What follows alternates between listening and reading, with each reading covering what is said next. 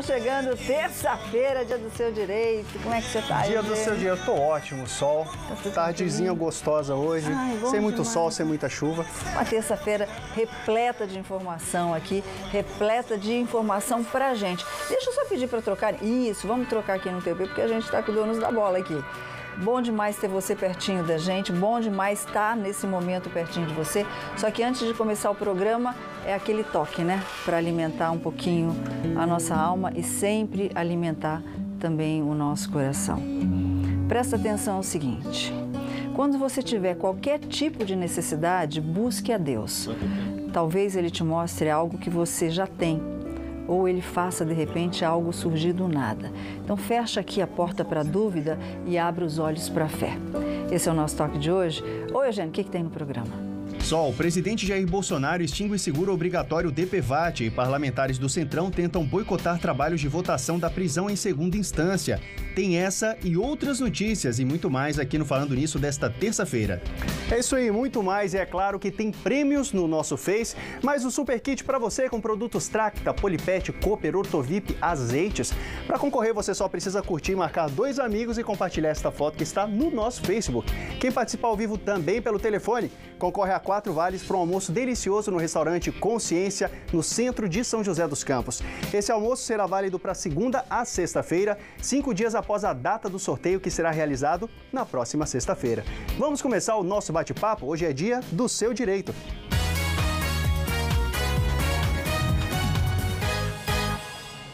É um assunto que muita gente confunde, aliás, às vezes a gente também faz muita confusão, viu, Eugênio? A reforma da Previdência, as novas regras, já entram em vigor hoje com a promulgação da PEC no Congresso Nacional. O tema não está encerrado, tem muita coisa. Agora, tem gente que acha que a reforma da Previdência pode mexer também com o direito de herança. Exatamente. Né? Que pensão por morte é previdência, direito de herança é outra coisa. Exatamente. Né? E falando em outra coisa, falando em direitos, falando em dúvidas, temos alguém especializado para tirar as dúvidas do pessoal de casa. A gente brinca que ele é o cara da família. Saiu de São Paulo para estar com a gente, Dr. Nelson Sussumo Chiquicima. Dr. Nelson, que bom ter o senhor novamente aqui. Obrigado mais uma vez, viu? O senhor já é o nosso doutor família, né? Doutor família. Obrigado. Por favor, doutor Nelson, porque aqui... E é uma confusão, né, que a gente faz, todo mundo. O senhor estava comentando lá no camarim que quando a gente fala sobre, por exemplo, direito de herança, aquela coisa de sucessão, ascensão, enfim, são palavreados no meio do direito, as pessoas confundem com pensão por morte, né? Sim. Não tem nada a ver herança com morte. Nada a ver. Lógico que tem uma consequência, né? Mas a pensão por morte é previdenciário. É direito previdenciário. E aí tem regras realmente específicas, né, da Previdência. Tanto é verdade que houve alterações, né? Antigamente as pessoas parece que casavam porque estava morrendo só para deixar a pensão por morte para outra pessoa. Mas hoje me parece que houve uma alteração também no prazo, né, de casamento aí. Em relação à herança, quem tem direito à herança hoje numa família? Vamos fazer o quadro familiar, pai, mãe, filhos. Quem tem direito à herança caso alguém venha a falecer? Se não tiver testamento, sempre é importante observar se há um testamento. Né? Se houver um testamento, aí sempre vai para essa pessoa que está destinada no testamento. Mas, não havendo, e, lógico, se tiver herdeiros necessários, que são os descendentes e ascendentes de cônjuge, descendentes são os filhos, os ascendentes os pais e o cônjuge, né, seja o cônjuge ou companheiro, são herdeiros necessários. Se tiver um desses 3, não pode dispor mais do que a metade por testamento. Portanto, mesmo dispondo do testamento, os 50% ficaria para esses herdeiros legítimos, vamos dizer assim. Então, o herdeiro legítimo está no artigo 1829 do Código Civil, que eu costumo brincar e colocar dessa forma, fica fácil, né? Na vertical, uma palavrinha DACIS. DACIS. DACIS, D-A-C-I-S. Né? Que primeiro vai para o descendente. Ascendente. Ascendente, né? Não tem ascendente, vai para o C de cônjuge. Ou hoje também companheiro, sobrevivente, porque a união estável, a sucessão da união estável foi declarada inconstitucional e segue o mesmo do casamento hoje. Então, cônjuge ou companheiro, sobrevivente. E o I de irmãos. Né? Não tem cônjuge, vai para o I de irmãos. Então, olha só, uma regrinha básica. DACI. DACIS, Tem o S também. Aí não havendo irmãos, vai para os sobrinhos, que é o terceiro grau colateral, sobrinhos. E tem o outro terceiro que daí vai para os tios, não havendo tios, vão para os primos. A gente vai fazer essa regrinha aí no Face do Falando Nisso, mas a gente tem uma enquete. Isso mesmo, Sol. Essa pergunta está no nosso Instagram, viu, gente? @FalandoNissoBand, pessoal ligando aqui. Você sabe quais são os direitos dos viúvos? O pessoal realmente não sabe. Então, o programa de hoje vai tirar muito bem as dúvidas do pessoal de casa. A outra pergunta: você sabe se teve alguma mudança na concessão de pensão por morte? 80% das pessoas não sabem dizer se houve mudança. Pois é, tá vendo a confusão toda, que é a questão aí da Previdência. Da Previdência, né? Com o direito de família e sucessões, Tá ok. Tem uma querida aqui, ela pediu para não se identificar. O filho adotivo, que parece tinha muitas condições, ela é da cidade de Marília, faleceu. Faleceu há questão de 15 dias, nossos sentimentos. E adotivo, ela não explica se ele está no nome dela, enfim, dos pais. Só que parte da família dele agora, que nunca conviveu com ele, quer pegar a herança. Ela quer saber se essa família que nunca teve com ele tem direito. É o filho adotivo que morreu. O filho adotivo faleceu. Só que ele foi criado por uma outra família. Sim. Né? Pelo que eu entendi aqui. Essa outra família cuidou dele, aí ele faleceu. Aí aquela que largou, agora apareceu para pegar tudo que ele tem. Seria o biológico. Seria o biológico. Então aí, primeiro precisa ver se essa adoção ela foi realmente concretizada formalmente, né? Se houve reconhecimento formal, né? Judicial, porque daí a adoção é só por forma judicial hoje, né? Se foi reconhecido, ela é mãe e pai, eles vão receber. Então precisaria verificar isso primeiro. Se os pais biológicos, houve adoção, os pais biológicos não estão mais na certidão de nascimento. Tá. Daí realmente eles não teriam direito. Nenhum direito. Nenhum direito. Agora, se for, que tem gente que fala que é adoção, mas na verdade é uma filiação socioafetiva. Ou seja, eles só criaram de fato. De fato criaram. E ainda permanecem os pais biológicos. Aí vai haver uma confusão.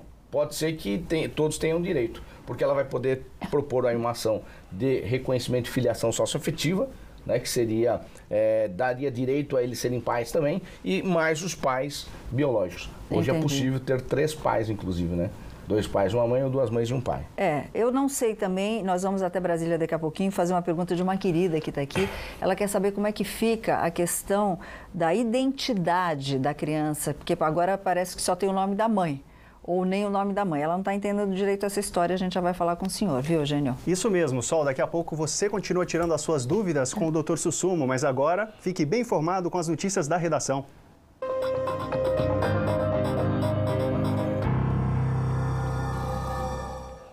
E o líder do PSL no Senado, o Major Olímpio, entrou com uma representação na Procuradoria-Geral da República pedindo a prisão preventiva do ex-presidente Lula por crimes contra a segurança nacional. Nós vamos até Brasília ao vivo conversar com o senador Major Olímpio para saber mais detalhes. Boa tarde, senador. A gente quer saber qual que é o seu argumento aí para esse pedido. Muito boa tarde a todos os telespectadores, internautas do programa. Falando nisso, Sol, Eugênio, realmente ontem eu protocolei com o doutor Augusto Aras, o Procurador-Geral da República, que é o chefe do Ministério Público Federal, uma representação onde eu estou pedindo que o Ministério Público requeira à Justiça a imediata prisão preventiva do criminoso Luiz Inácio Lula da Silva, o Lula. Porque ele saiu da cadeia no Paraná na sexta-feira e já no sábado também em eventos em São Bernardo. Ele fez manifestações que o conteúdo dela caracteriza um crime pela legislação brasileira. Ele fez um incitamento e dizendo que as pessoas aqui no Brasil têm que fazer igual ao que estão fazendo no Chile e na Bolívia. Que não é para se defender, não, é para atacar. E se nós buscarmos na Lei de Segurança Nacional, como eu busquei, tem previsões de crimes para condutas exatamente iguais ao que teve o Lula.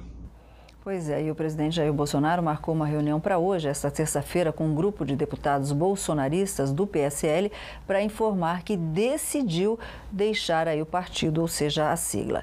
Bom, virando um pouquinho a página, mas ainda dentro dessa bagunça toda que a gente está vivendo, a Comissão de Constituição e Justiça da Câmara se reúne novamente hoje para analisar a proposta de emenda à Constituição PEC, que pretende legalizar a prisão após condenação em segunda instância. Agora a gente vai aos detalhes com o nosso repórter Pedro Souza. Pedro, que está na redação do Falando Nisso. Boa tarde, Pedro. O que atrapalhou aí? Porque a gente já noticiou isso ontem, mas o que bloqueou esses trabalhos de ontem, Pedro? Boa tarde, Sol, Eugênio, aos amigos do Falando Nisso. Além do quórum baixo, os parlamentares do Centrão tentam boicotar os trabalhos. A gente vai até Brasília conversar com o repórter Caio Messina, que tem mais detalhes. A Comissão de Constituição e Justiça da Câmara só teve o número mínimo necessário de presenças, 34 deputados, no fim da tarde. O tradicional quórum baixo das segundas-feiras e a reunião dos BRICS, quarta e quinta, fizeram desta semana um enorme feriadão no Congresso. Parlamentares do Centrão, a aliança de pequenos e médios partidos e que são maioria aqui na CCJ, estão boicotando os trabalhos. Diante de um Congresso com um terço dos parlamentares enrolados com a Justiça, o temor é aprovar um projeto que facilita a prisão. Pelo menos 160 dos 513 deputados e 38 dos 81 senadores são suspeitos de crimes como corrupção, lavagem de dinheiro, assédio sexual e estelionato. Ou já são réus em ações de improbidade administrativa ou enriquecimento ilícito. Alterações na legislação penal não podem retroagir para punir, apenas para beneficiar. Isso significa que mesmo que o Congresso mude a Constituição, Lula não pode voltar para a prisão pela condenação no caso do triplex do Guarujá. Muito chão até o final do ano. Deixa eu dar uma boa notícia. As lotéricas começam a receber as apostas para a Mega Sena da virada. Você costuma fazer? Você costuma fazer, doutor? Aposta? Não? Quem costuma fazer? Olha só o valorzinho básico. O sorteio será realizado no dia 31 de dezembro, viu, Eugênio? A expectativa é de que o prêmio seja de 300 milhões de reais. Só isso fisicamente já deve dar uns quilos de dinheiro, não é? É.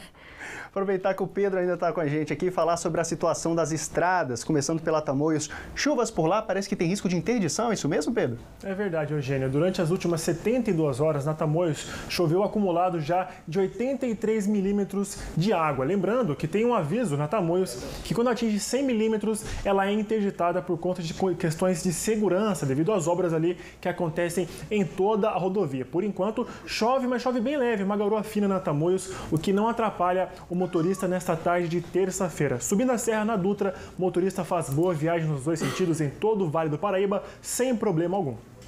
Muito obrigado, Pedro. Vamos agora ver como fica o tempo para os próximos dias aqui na nossa região. Começamos sempre lá em cima, você aí na parte mais friazinha do vale, Santo Antônio do Pinhal e Monteiro Lobato, 22 graus na primeira cidade, 25 na segunda. Aqui no Vale do Paraíba, Taubaté, Cachoeira Paulista e Caçapava, 24 graus com possibilidade de chuva e sem sol, viu? Sol nem entre nuvens. E em Caraguatatuba, 23 graus, Ilhabela, 26 também com possibilidade de chuva.